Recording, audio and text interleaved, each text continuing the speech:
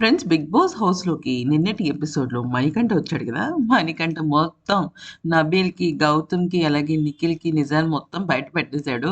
అయితే మిగతా వాళ్ళందరూ వచ్చి వాళ్ళు పర్సనల్‌గా కొంచెం ఎఫెక్ట్ అయ్యి చెప్పినట్టు అనిపించింది. అంటే వాళ్ళెందుకు ఎలిమినేట్ అయ్యారు అనే విషయం పైన టార్గెట్ చేసి చెప్పినట్టు అనిపించింది. కానీ మణికంఠ మాత్రం చాలా జెన్యూన్‌గానే తను నామినేట్ చేసినట్టు అనిపించింది. నిఖిల్‌ని నామినేట్ చేశాడు కదా! నామినేట్ చేసి హగ్ చేసుకున్నప్పుడు లైవ్‌లో చాలా స్పష్టంగా తెలిసిన విషయం ఏంటి అంటే నిఖిల్ దగ్గరకొచ్చినప్పుడు "రేయ్! నువ్వు, నబీల్, గౌతమ్ ముగ్గురు విన్నర్ రేస్‌లో ఉన్నారు. నువ్వు జాగ్రత్తగా ఆడకపోతే విన్నర్ రేస్ నుంచి పక్కకెళ్ళిపోతావు. నువ్వు, నబీల్ గట్టిగా ఆడండి" అని చెప్పడం జరిగింది. ఆ విషయాన్ని నిఖిల్ నబీల్‌తో మాట్లాడుతున్నప్పుడు చెప్పాడు. ఏమని చెప్పాడంటే, "విన్నర్ రేస్‌లో ముగ్గురం ఉన్నామంట. నువ్వు, నేను, గౌతమ్" అని అన్నాడు.